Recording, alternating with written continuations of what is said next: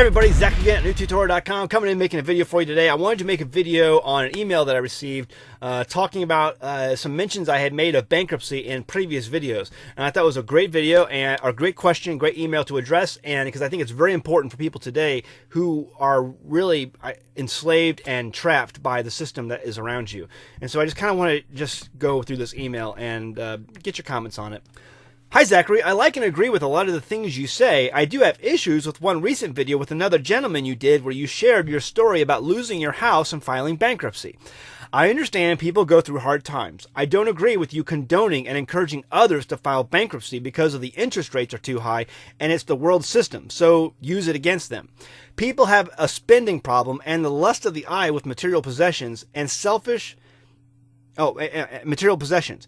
They need to learn self-control and responsibility to take ownership for their choices. To encourage them to be irresponsible and selfish by filing bankruptcy, especially for credit cards, which they get to keep all their possessions they hoarded while stifling their creditors, is just wrong.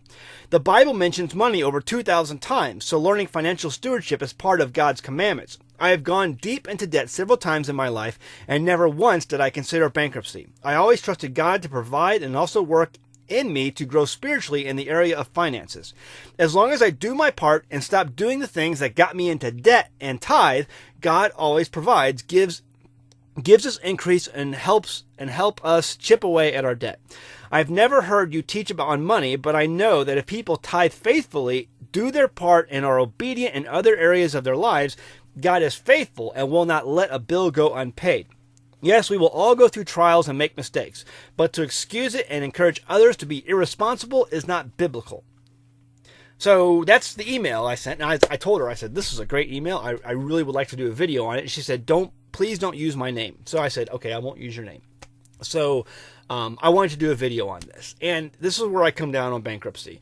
Folks, if you're using credit cards to buy a bunch of stuff and then file bankruptcy, what the reality is, you're stealing. Okay, you're stealing.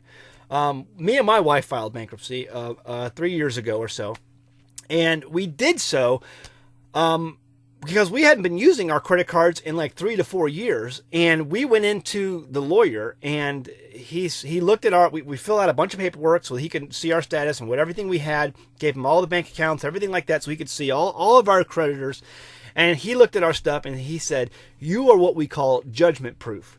Because 3 or 4 years ago, we had stopped using credit cards completely, tried paying them off, and then just recently, as we had moved out into where we're at, couldn't pay them anymore.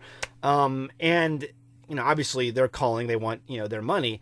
And he looked at our statements, he's like, you've paid the creditors, you paid the credit cards off.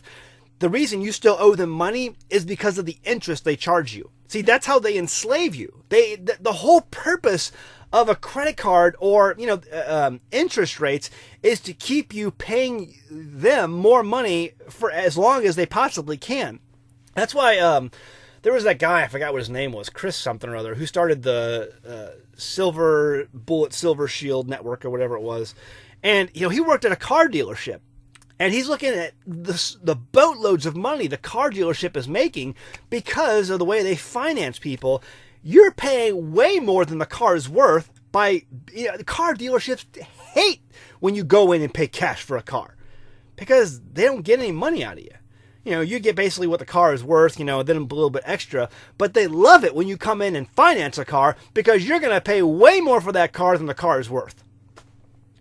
It's usury. It's what the Father calls an abomination.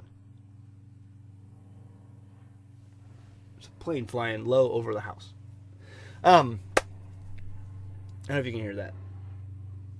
It's definitely low below the 500-foot ceiling, but you should be flying. Anyway, folks, I totally agree. You should not be using credit cards to buy a bunch of possessions and then file for bankruptcy. That is stealing. And not only that, but bankruptcy court won't let you get away with that. I mean, they took a look at all your records. They take a look at, okay, what's your credit card activity? What have you been spending your money on? How much do you owe? And they're going to ask you about different possessions you own, different cars, different clothes, all kinds of stuff. You're exempt from some things, But you can't go in to a bankruptcy court and just think you're going to willy-nilly get away with buying a bunch of stuff, owing creditors, and walking away scot-free. That's not going to happen. And if you think it's so, you're just not aware of how bankruptcy works. They made us fill out all kinds of forms on what we owed and how much, we had nothing. Me and my wife basically had nothing. We had a couple of used vehicles that weren't worth much, and they're not going to take that. But if you have a newer vehicle, they're going to take it.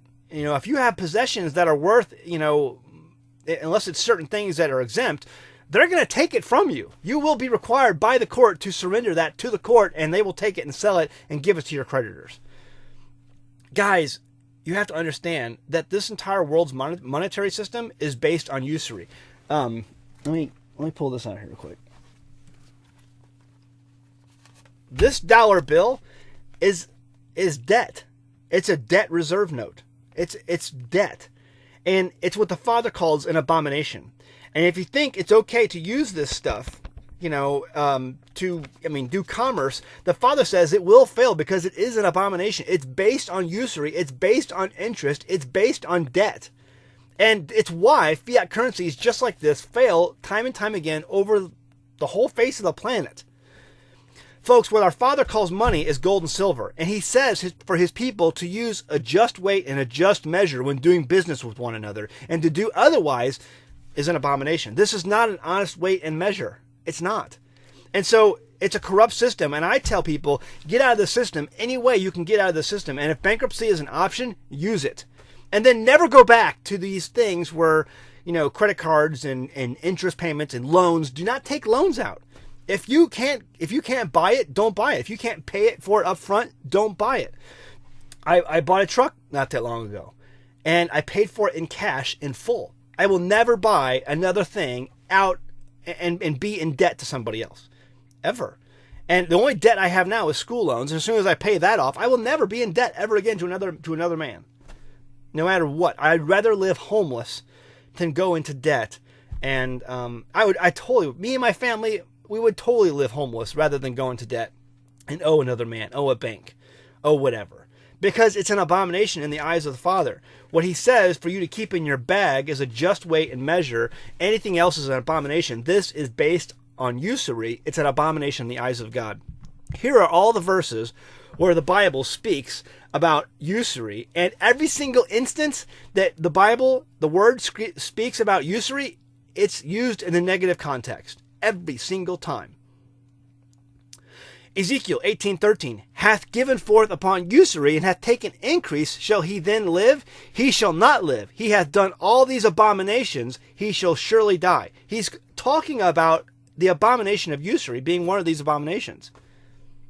It's wrong, folks.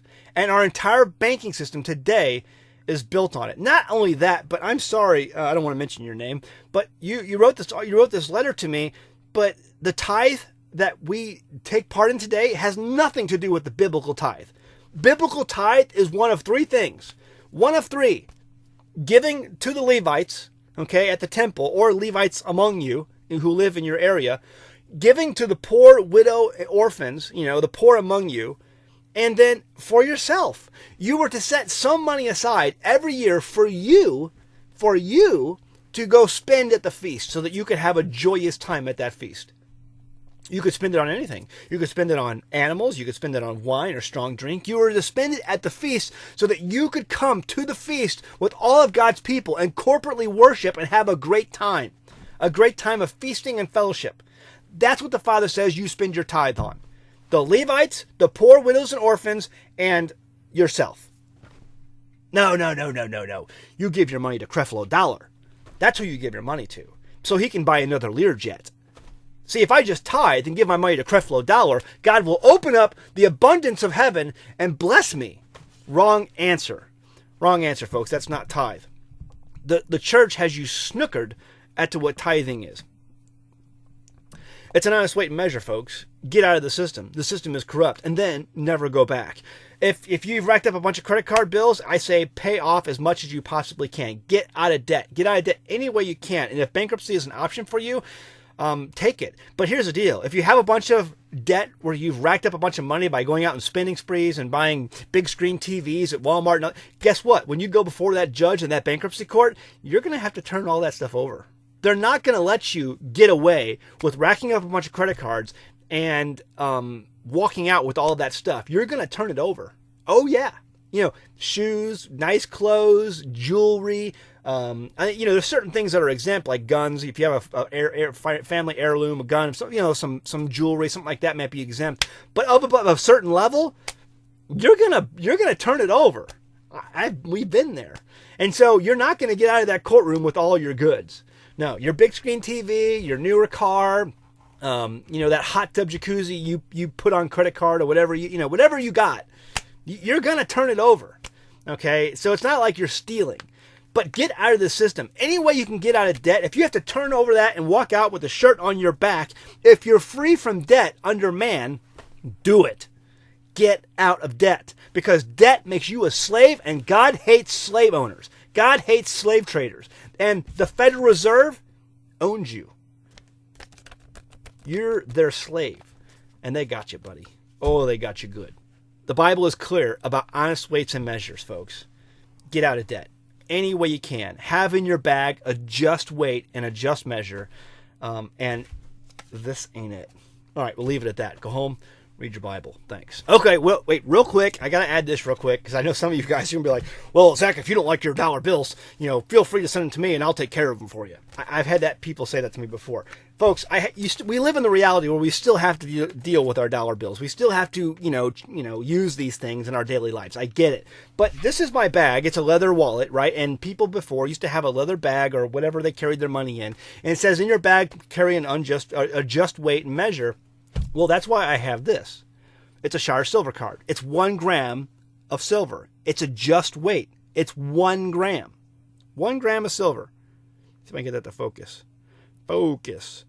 1 gram, shiresilver.com. And I've got a number of these things, and I had before also carried 1 ounce rounds in my wallet as a way to carry a just weight and measure in my bag, just like the way the TORAH tells you to. So I'm serious about keeping the commandments that I can keep fully, I try to keep.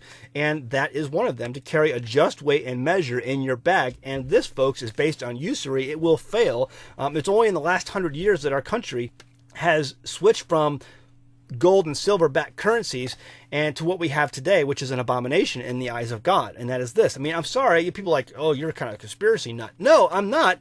This is based on usury. It's based on debt, a debt-based system. It will fail. Every country that has tried it throughout history has failed. This will as well. Woodrow Wilson, during his presidency at the turn of the century, basically started the downhill slope to getting metals out of our currency, what the Bible calls money, kesef. Okay, and in 1963, all kesef, silver, was taken out. The Hebrew word kesef was taken out of our money. And it's been an abomination ever since. It's this. It's debt-based. It will fail. It's not honest. It changes all the time. It's not based on an honest weight and measure. This is. And so before you start saying, oh, send me your dollar bills, Zach, I'll be happy to take care of them for you. I get it. You have to still use these things. But I carry in my bag an honest weight and measure. All right, now, leave it at that. Go home. Read your Bible. Thanks.